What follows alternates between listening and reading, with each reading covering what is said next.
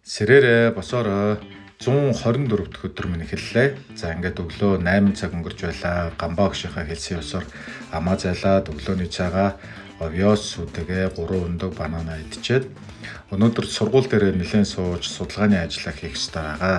За ингээд өглөөний 400 дасгал руугаа орлого шууд сургууль явлаа. Сургууль дээр нэлээд сууж 11 цаг 30 12 цагийн өдрийн хоол маань боллоо. За өдрийн хоолоо авч явсан сайхан идчихэд үдээс хоош эмнэлэг дээр очиж хүн эрх ажилтнаас очиж ирэглээ. За охтуудын хичээл өнөөдөр бас тарсан. Өдөр охтуудаа авчаад VIP эрэг чингэлтэй англи хэлний хичээл дээр ирлээ. За манай суграад бас гарч байлаа. За ингээд хичээл яваад орсон манай хэд өдөөс бөө инээдэнтэй угтаж авлаа. За шууд шалгалтын эхлүүлээд авлаа.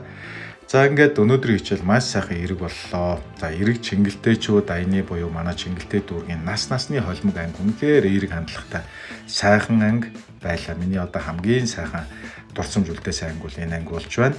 За ингээд хичээлийн дараа насны анги болохоор одоо 6-аас доош ангийн хүүхдүүдтэй лавдур цангаас бэлэг өгөөд ингээд харин ахлах ангийн 12-оос доош 7 дугаар ангийн сурагчдаа их мэдгч номыг ингээд дүүнэртээ бүгдэнд нь бэлгэллээ. Харин манай дүүнэр надад одоо бас бүгдөө бэлэг өгж бүгд одоо талархлын сэтгэл бүхий мессеж өгч байлаа.